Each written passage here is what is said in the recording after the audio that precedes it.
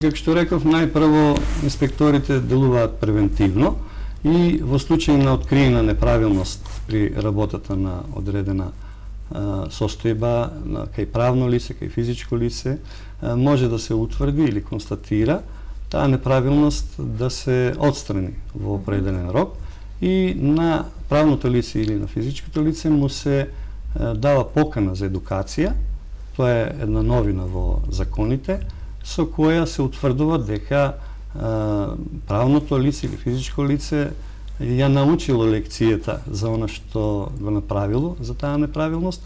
Меѓутоа, во случај ако не дојде на едукација, а се смета дека едукацијата е спроведена, тогаш ќе се применат други мерки. Се разбира. Санкции.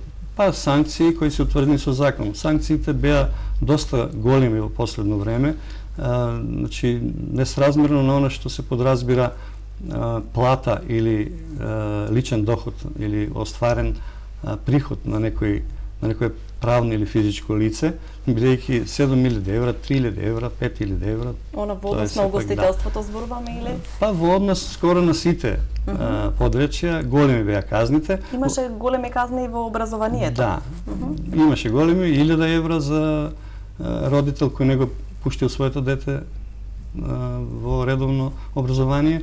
Меѓутоа сега под притисок на јавноста државата се осмели и направи чекор назад, ќе кажем, ги намали казните.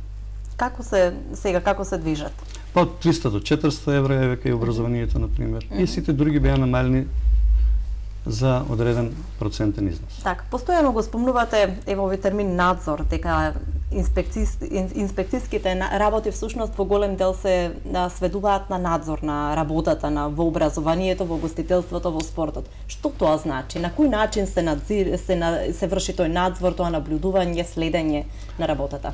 Значи така, кога зборуваме за редовен надзор, инспекторот е должен да се јави претходно кај правното или кај странката кај што оди и да каже дека ќе изврши редовен надзор од одредена област која е во интерес на програмската структура, која што самиот инспектор ја има добиено и треба да ја реализира во текот на годината. Има огромен број на области според кои самите инспектори се движат во тој надзор и тој надзор представува утврдување на една реална состојба. Значи, поглед кон извршувањето на законите, дали правилно се извршуваат, дали има незаконски мерки, се гледаат, значи, акти, се гледаат документи,